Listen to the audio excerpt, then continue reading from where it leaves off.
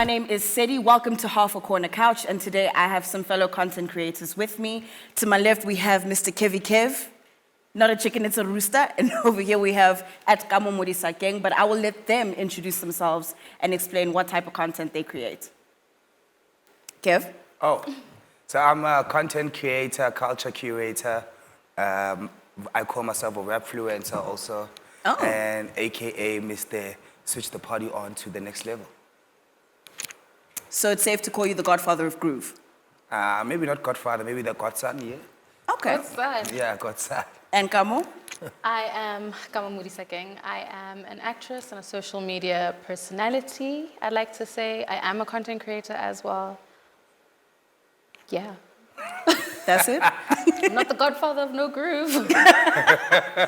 Okay, guys. I think the main question that I actually would like to ask you just as well, because I'm also kind of entering into the content creation space, I'm still fairly new at it, is how did you guys find yourself in that space where people started, you know, relating or engaging with your content? So for me, I come from a background where I used to shoot music videos and direct music videos once upon a time. And then I found myself having an iPhone where you can shoot like totally dope content. I'm sure you saw your pictures also. And then I think once people started seeing that I'm actually good at what I do, it started getting traction, and I started getting like work offers from like brands and stuff like that. But I think essentially it started from my background being able to shoot. But I think everybody's so fortunate now that you don't need much, you don't need a stabilizer because our phones are so... I tried using a camera the other day, it was so hard compared to using my phone. Yeah. Yeah, so I think that's how I got into it. Kamo? I got social media because it was social media. You just wanted to, like, people wanted to keep up with your life. You wanted to, like, let people know what you're doing. And I think that's how I grew a following, was because it was just authentic and people wanted to know today, where is she, what is she doing? And that's how I grew a following. I didn't necessarily go into it thinking, oh, let me download Instagram, I want to be an influencer. I didn't know that that was a thing at the time. It was like, oh, I'm living my life, I just like to document it. Yeah. And then people were like, oh, actually we like watching what she's doing, so let's follow her. And then I grew my numbers, and I would just post like normal stuff, like stuff that I thought was okay. I'd be like, oh, I'm washing my face today and I happen to be using such brand. They're not paying, so we're not gonna say it. I happen to be using whoever, and I would just post it. So, yeah. And then brands would see that and they'd be like, oh, actually, she's got a following, she's got a genuine connection with her. Okay. I don't want to call, they're not fans, they are audience? People, yeah, genuine connection with your audience. And then they would be like, okay, there's a market here, there's something we can tap into here. At first, I started just getting, product. So it was never a paid thing. Yeah. I remember getting my first paid gig and I was like, oh, we can make money off of this, goddamn. And I was like, okay, let me research this influencer thing. And that's how I got into it. So at first, I was just getting product and I was like, oh, I actually do this in general. I post in general because that's what I wanted to do. I was documenting my life. And then brands would reach out and send stuff. And I was like, ooh, I could get free stuff. Sorry. I could get free stuff. And I was like, okay, cool, this is nice. And then I continued that. And you build your brand organically. And then I started getting paid for things. And yeah. Okay, so I think I just want to ask you a follow-up question to what you just said about building your brand authentically. How did you know what your brand is, or like based on the aesthetic of your social media and the type of content that you post? How did you then recognize that, okay, this is my brand and this is what people engage with me the most, and this is, you know, what I'm essentially able to make money off of? So I don't think I knew what my brand was per se, maybe within the first 2 or 3 years of me having Instagram. Okay. Because, like I said, I started it just documenting my life, right?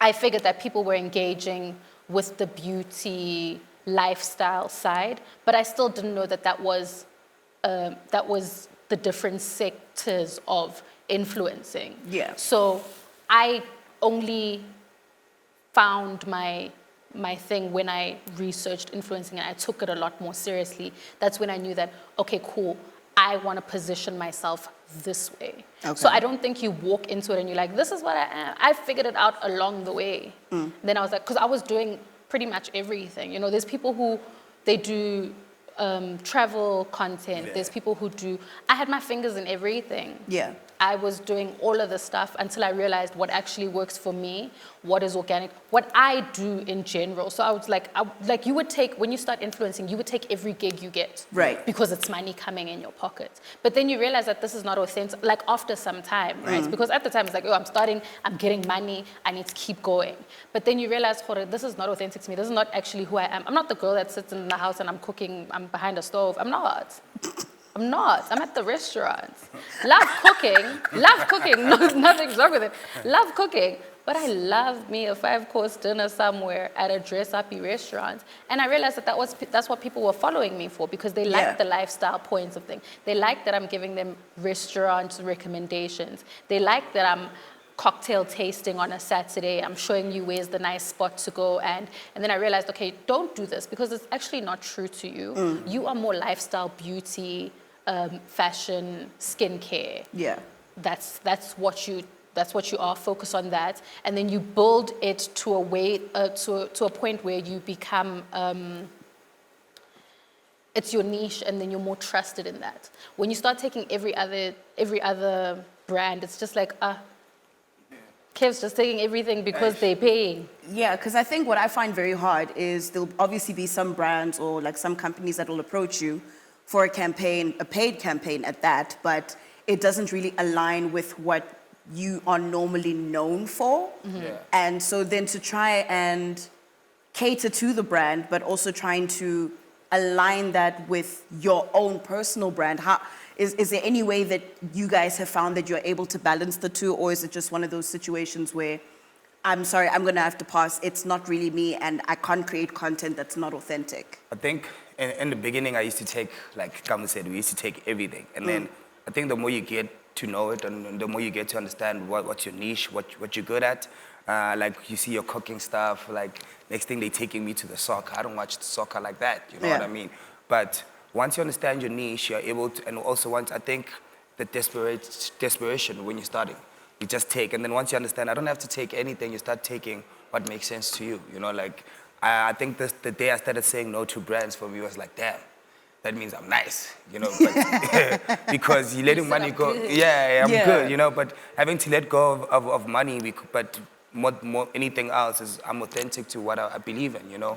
I don't want now people starting to ask me how, when I so because me being a hood nigga, I'm sorry for my N-word, but me being a hood guy, every time I'm in the hood, everybody is always coming at me like for the brands I work with, you know. So as soon as I start doing something that's not aligned with me, trust me. And for me, that's my indicator that, I'm starting to do something that's not me. Okay. You And know? I think just to touch on your point about, you know, you being a hood guy. Yeah. And knowing that that's the type of audience or that you attract, and those are the people that, you know, you guys, that you specifically engage a lot more with. How long did it take for, I guess, both of you to kind of find your demographic? I know when you found your niche, but to find your targeted audience and be like, this is who I'm creating content for. These are the people that I'm trying to engage. And what sort of, I guess, lasting effect do you want your content to then have with that market? So I know I always said that I wanted to create content for the everyday girl, for the girl next door. Okay. So I don't mind luxury content creators. Love them. Beautiful to look at, beautiful to engage in their content. But you also have to remember where we are. We're not a country where like luxury is for everybody. Lovely to look at. But I know that the bulk of my following is the everyday girl. So I'm creating content for them.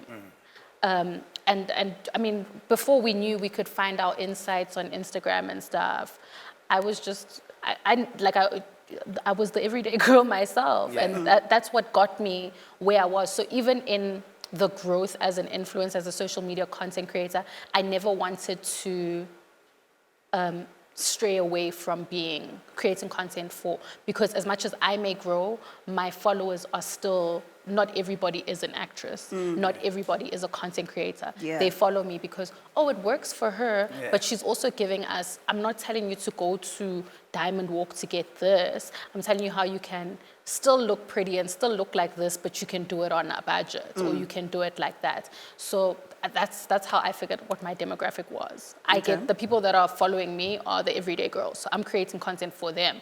I'm not trying to stray away from that. Okay. For me, it took time. Because next thing, it's the girls just liking my pretty face. But if I do anything with like substance, no one will engage with it, you know? Like, so finding that, it was weird in the beginning, I won't lie, because I was just a pretty boy. So now as soon as you're trying to introduce, I do music also, the numbers will go down. Then eventually you understand, okay, sharp. Clearly, when it comes to my social media, I can use whatever I do else on the side to add on to what they like me for. So if I'm gonna post anything facial, I know that will get a boost from the ladies, and if it's my dress code, that will help, you know. And I think what also gave me a plus was being able to shoot the content. Yeah. You know, because that's what made me stand different from everyone else who's doing what I do. Because as much as I'm in front of that camera, I also enjoy being behind the camera. I think I'll speak on my experience thus far. So, how's it going? It's going. So I think what I'm really struggling to kind of navigate, because this is a very new space for me. I come from a very television-based background. Yeah. If you know, you know. And so the content creation space is something that I'm just really only now starting to, I guess, take seriously. Because before I was the same as Kama, where like a lot of my stuff, I would just post stuff, or I would just post me speaking. Yeah. And apparently that attracted a lot of people because it seems I speak differently. I don't know what that means, but, or I tell funny stories, or people would want to know what I'm doing with my skin and all those things. So I also kind of started off with that. And then I started traveling from last year. Added some of that to my Insta, and that also blew up. But I realized where my stuff really blew up, and that's when I'm in a young, tight bikini there, either on an island or in a pool or whatever, and I'm just like, this cannot be what you engage with me on. Yeah. So I'm not trying to make that my brand. I'm also just like an everyday girl, and I've realized that a lot of the audience that I engage with just want to get to know me better because they see me in a different light, and I've come to learn and accept that, and that's fine. But I guess I'm also still trying to find my niche, or trying to find which direction I'm kind of going in. But the main thing that I'm really still trying to work on, and the way my journey is I guess kind of approaching brands and saying, hey, listen, this is the type of content that I put out. Would you be keen on building a relationship or building a partnership? We can collaborate and see where it goes from there. So have you guys had any struggles in that area where you guys have approached brands directly, or has it just been a thing of, I guess, when the first one came and then you did content for them and then everyone else started seeing, and with the networking at events, then it all just kind of fell together? Can I answer that one? Please. So for me, it's funny enough, it's all of them put together. I think once, because I used to ask my other influencer friends, like, how do you get on? Yeah. How do you start doing this? And all of them will tell you they don't know how. It happens, and once it bites you, that bug, if I could, for lack of a better word, all of them still start coming, but it's how you maintain it also. Okay. And then the third point for me is that I also advise people to go to the brands also, because just waiting for the brands to come to you, sometimes it causes, like, for some reason they don't come at all, you know? So once you're able to understand the language and how they want to communicate or what they want, and also how it's going to meet your target at the end, it helps, because that's how I am. As soon as, because we work via agencies to get some of these gigs. See, that was going to be my next Yeah, question. so we work through agencies, so I always try to find who the client is. Okay. Because I come from a corporate background that I always know there's a middleman. So sometimes to get your stuff across to the client, there's always somewhere lost between the middleman. Right. So for me, I always find out who's client, so that whenever it happens or we're in a situation of at an event, I'm able to see the client and speak to them on what we can potentially work towards. Yeah, and sometimes you gotta fetch your bag. It won't always come to you. Okay. So starting out in content creating, one thing I need to say is that you need to be able to take non-paid gigs for a while right at the beginning, because you have to build a relationship, right? Networking at events, fantastic, always do it. Approaching brands, absolutely recommend it. You build your Z card, you build your portfolio, you give them your insights, you tell them what you're into, and I'll absolutely push saying, I don't mind doing this for free. Okay. There's an ROI for both of us, because I'm still trying to grow my numbers. I'm still trying to grow my audience. I'm still trying to push what exactly your niche. I'm still trying to figure that part out. So for me, so let's say you do travel content. It's not feasible to constantly be traveling out of your own pocket, Absolutely. right? And because you want to be an influencer, you want to tag the places that you go to, but you want to somehow get a return on all the money in the posts that you're putting out. So you'll send an email to Short left. go short left. Yeah, Wabo? for example. Hi, short left. Do you want to sponsor? You know, you'll send them an email and you'll be like, okay, you might not pay me, but off peak time, let me come to one of your places and I'll tag everything. And these are my numbers and this is how much engagement I get. And from, let's say I've got 10,000 followers, let's give it 10%, maybe 100 people or 1,000 people will come or will click on your link. At least I can give you that much. I'm not saying everybody's going to buy, but at least there's a 5%. I can promise you that 5% people are going to look at this content. Yeah. So you have to start off that way. You are not very rarely ever going to start off by getting paid gigs right at the beginning. No, you have definitely. to put yourself out there. No, definitely. And I think that's the position that I found myself where I'm not even asking for paid gigs at the Yeah. moment. It's just I want to start creating for the brand and Yeah. actually building those relationships. I mean, I think it's even the same, sort of the same in the television space, where it's easier to build a relationship whilst you guys are working or while you're networking or whatever. And when the work actually comes, yes, obviously you do get paid to act or do whatever, but create a relationship that lasts so that when the next job comes, then They do consider you. they or do think consider you, remember and you're already there like, oh, hey, I worked with this person. I know what they bring to the table, easy. And then, you know, those contacts can be made. So you spoke about normally working with agencies to find out what the clients are, as well as you then touched on like approaching the brands directly for people who don't know, or for people who are trying to get into the content creation space. Where would one even begin? So it's as simple, it's as easy as, and I'm not saying every single brand is like this, but to put your foot in the door is as easy as sending a DM to the brand you want to work with, because they have somebody running their social media. You'll be like, hi, I'm Kamudi Sakeng. I have 347,000 followers. And this is what I do. This is what happens. I'd really like to work for your brand. This is my page and this is my contact number. You can email me on this, you know. Somebody that's running that social media page is going to look at that. Yeah. Brands do check their DMs. They do check their DMs. Definitely. Yeah. And then if they, or just say, hi, don't know who to contact. Can you please give me a contact number? Yeah. I would really like to work with the brand. Oh, I have a proposal for you guys. It's as easy as just sending a DM right at the beginning when you don't know who's the agency handling that brand at the specific time. You used a word that I'm going to touch on now. What is it? Proposal. Oh. Yo, What does that look like?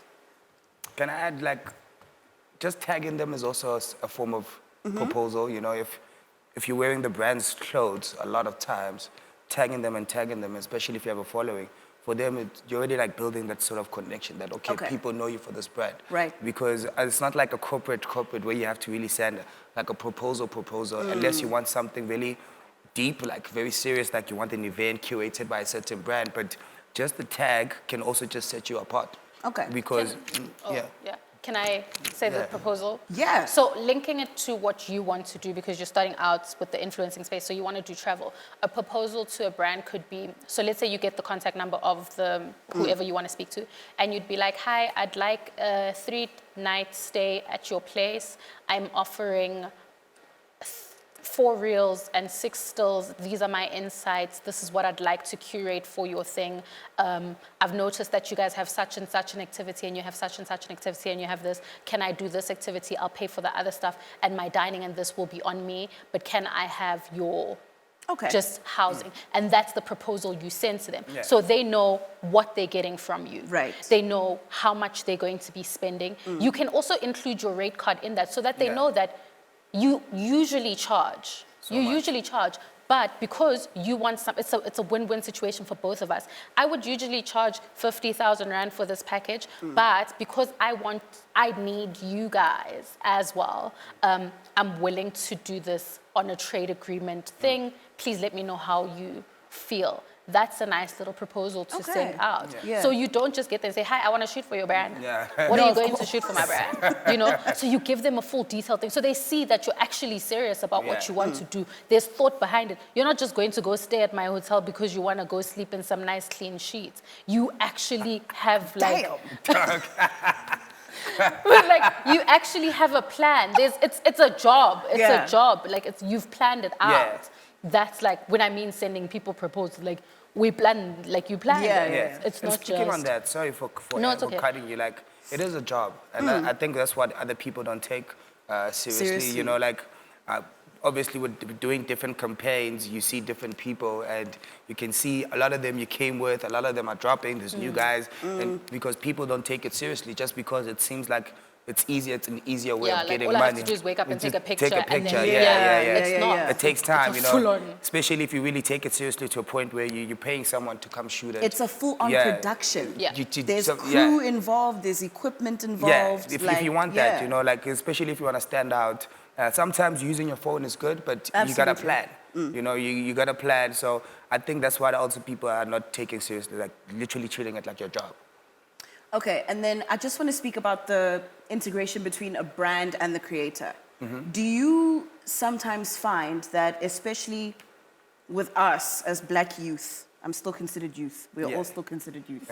I know, I'm considered youth. You're very youth. I'm very youthful.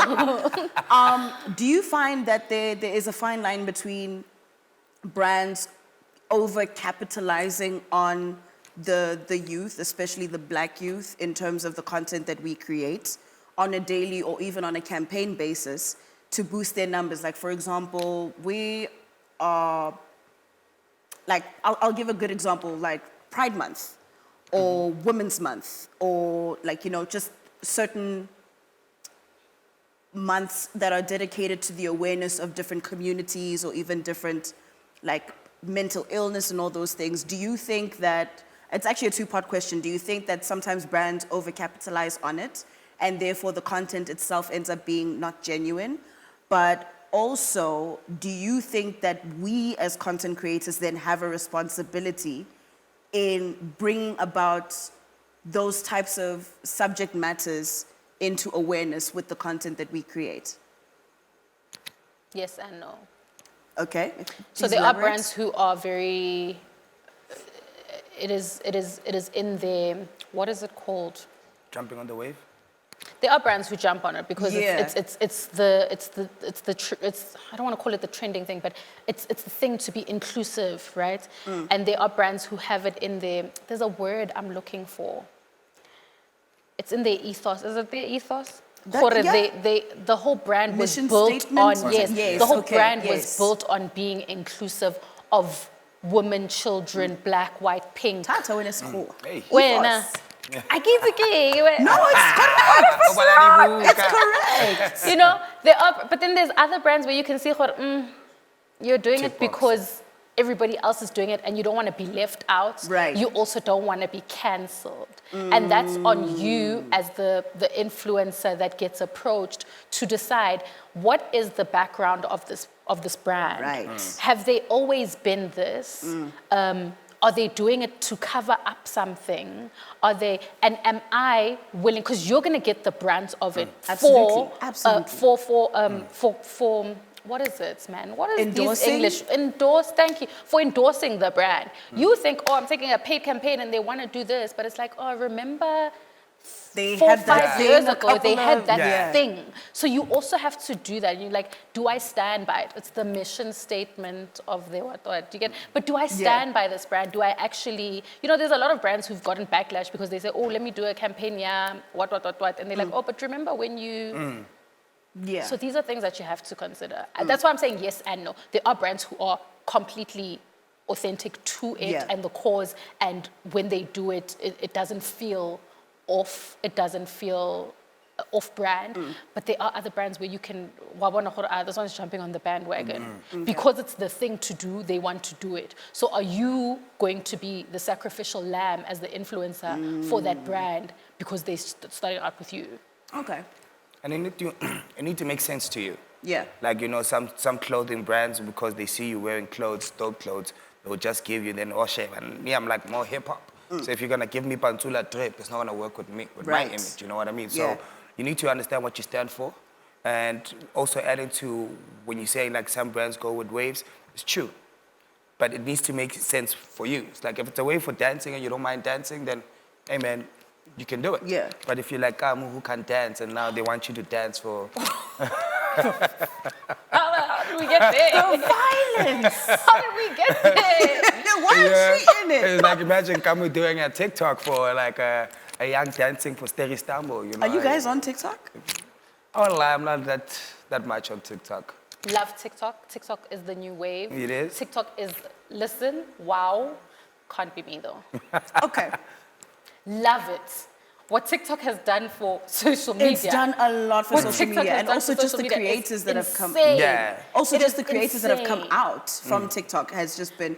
It's been a beautiful sight to watch. I is. think the only It thing has. I'm really more concerned about is them maintaining that momentum, because TikTok really hit it off during lockdown. And obviously now, because there's so many social media platforms, you'll find a lot of their TikTok stuff they're also trying to put onto Instagram to get those numbers. Yeah. And obviously get more campaigns. So then I think my follow-up to that is then, how do you then decide which medium works for you and which medium you are most known for or most likely to engage with other brands on without breaking away from who you are and how you started?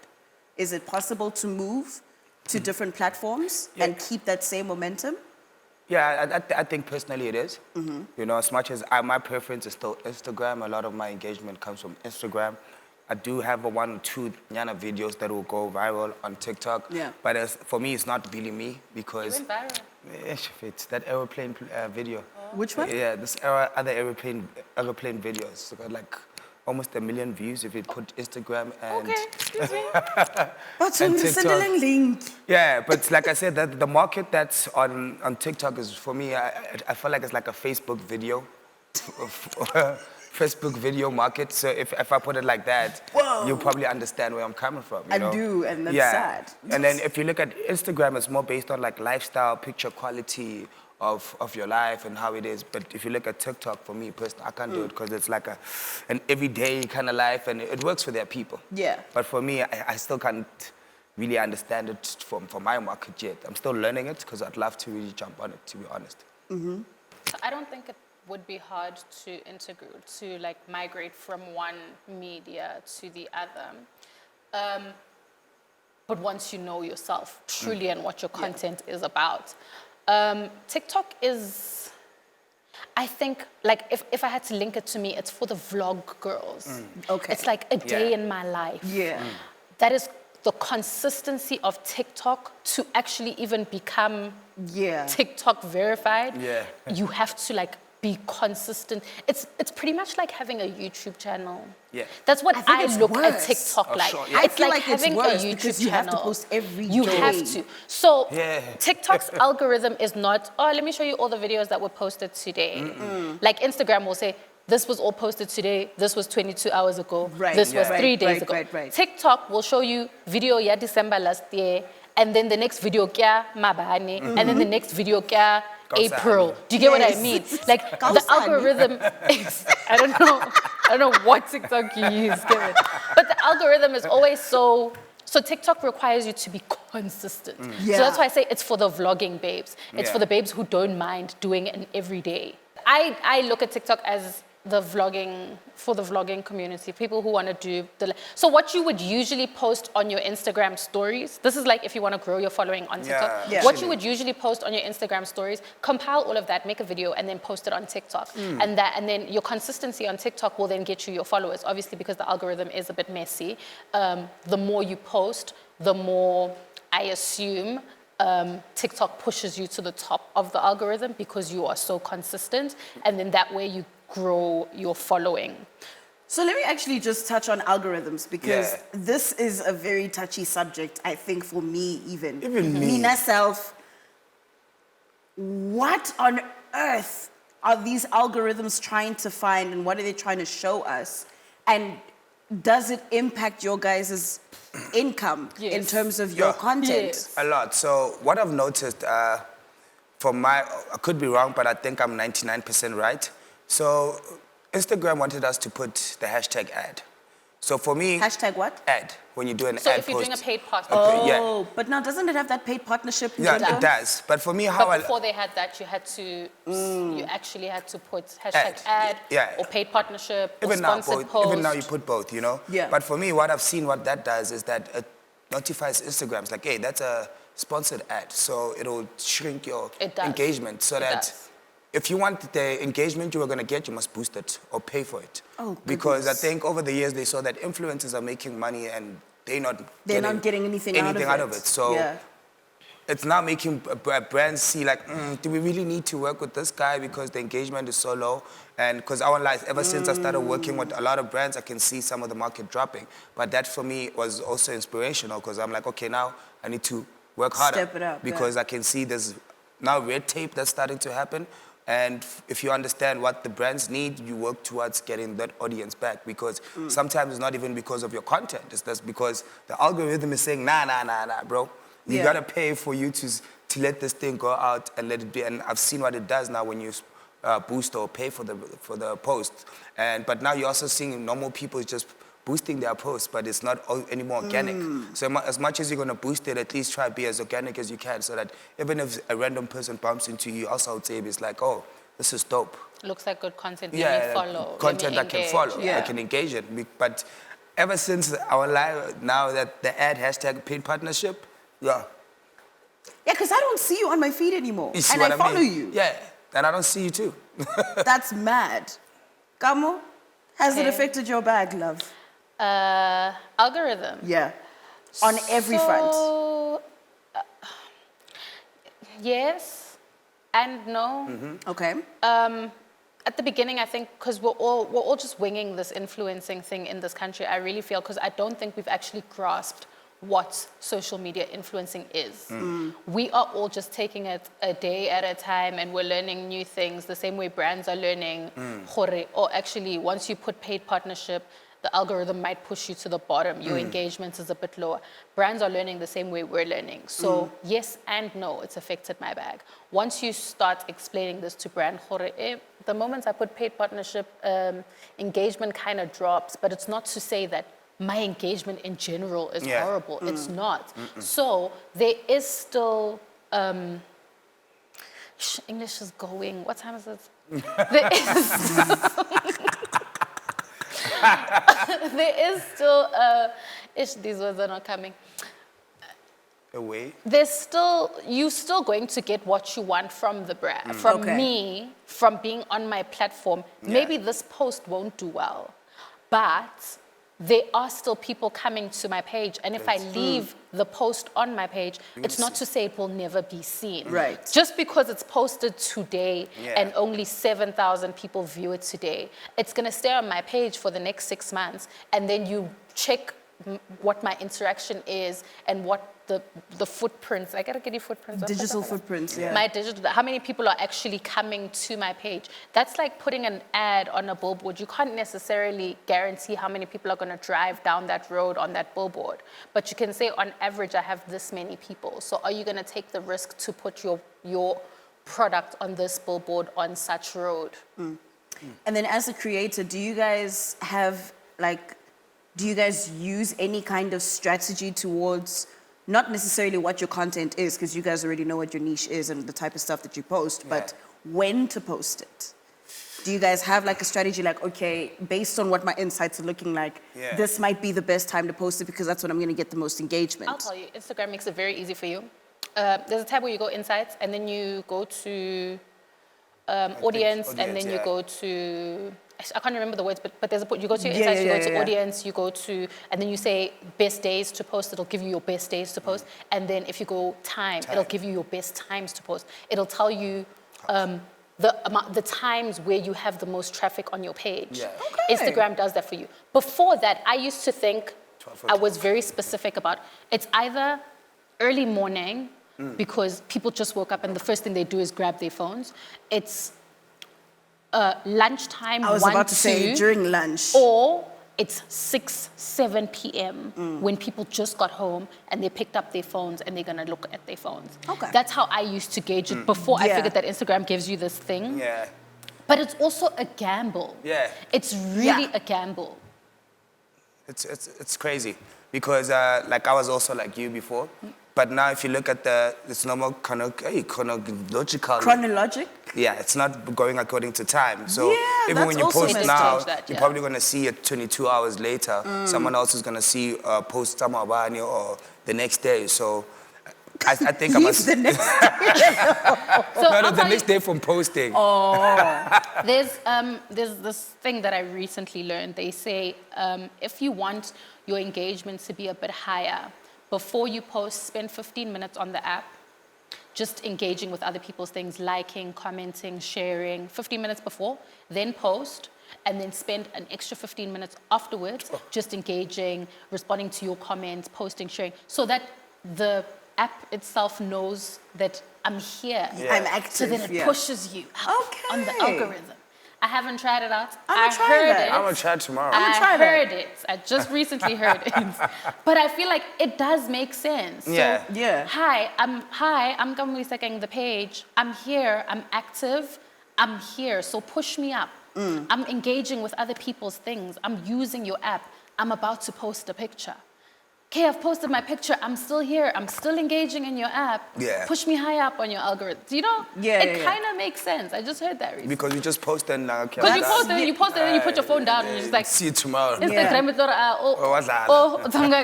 do you get it? I think just to wrap this up, one of my final questions would be, do you feel at some point that all of these social media apps, Facebook, Instagram, Twitter, TikTok, whatever, then going to get to a point where, because there's going to be so many people that are creating content or trying to be content creators and make a livelihood from that, that we're actually going to lose the authenticity of why we got the app in the first place? Yes. I think not. Yes. Okay, I'll start with you, Kamo. Yes. Because people don't rate influencing as a real job. People think, they're just posting pictures. I can be a content creator. I can also do it. And then it's like everybody's doing it to a point where it's like, who's actually doing it because it's their passion? We lose the authenticity. We lose the whole thing behind being influencers because and then people are not doing it because they generally want to. They think it's easy money. Which is not. No. Because they think it's easy money and then it's gonna and to be very honest, everything has an expiry date. Facebook was hot at some point. It was. Everybody wanted a Facebook account. Because I just remembered the time it was. Everybody wanted a Facebook account. Make 33, mix it. Everybody wanted to be a celeb at some point. Mid 33. I am old. Mid 33. Yeah, it makes sense why you're also. But adding to what she's saying as much as... So I do feel like Instagram is going to get to a point, or us as in general, because I feel like we're going to get to a point where we've tired out our Instagram days. That's how people are migrating to TikTok. At some point, we're going to go, okay, we've expired our TikTok days.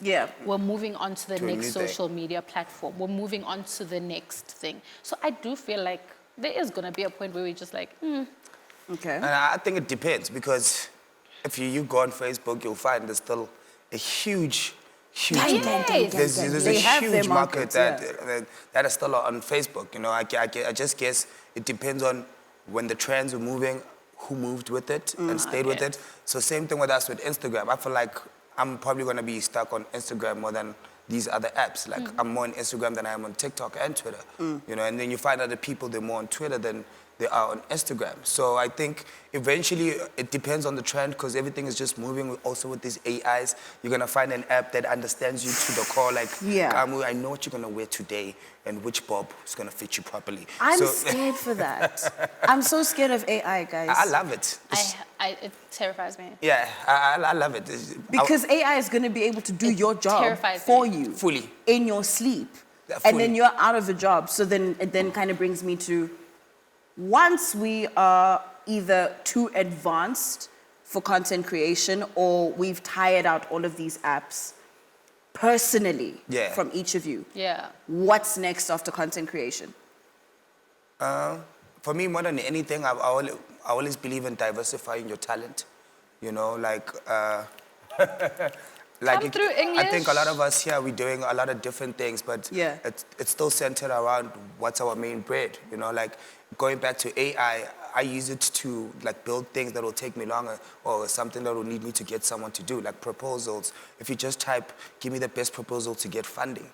And if kids were smart enough to think like that, because everybody, I think, they're just quick to use it for what's trending. But that thing can even give you, like if you type business plan for selling t-shirts, it will give you to the T. And it's up to you to implement. As much as AI is going to do our job, but we are going to play a part of implementing our talent. You know, like I'm going to get whatever information is going to give it, and I'm going to play the implementation part. So I just believe that everything else is just an extra for you to, if you're not developing with what's developing, then you're going to stay behind. You just made AI sound so comforting. I thank you for that. I'm not completely sold, but I'm a bit comforted. Yeah. After content creation, I really want to, I never thought I'd ever say this. I never thought these words would come out of my mouth. But I do want to get away from socials. Like lately, I've been finding myself trying, like wanting to live a more quieter, reserved, more private life. I don't know if it's peaceful. Just because it's not posted doesn't mean it's peaceful, but a more private life, you know? So I know I do, and I might next year go back to school. I do want to do medicine. Dr. Kamu! Not, I mean... He's trying to save medical aid funds, but hey. Oh my God, wow, okay. What is going on? I'm going to leave this reunion to you guys, but I just want to thank everybody for joining in and watching this conversation between us content creators. We hope that you got to learn a lot from myself, Sedii. Kevi Kusta. It's not a chicken, it's a rooster. Maushota. Ketla booster. And me, Kamamurisa King. This is Half a Corner Couch. Thank you and goodbye. Dada. We could just get on.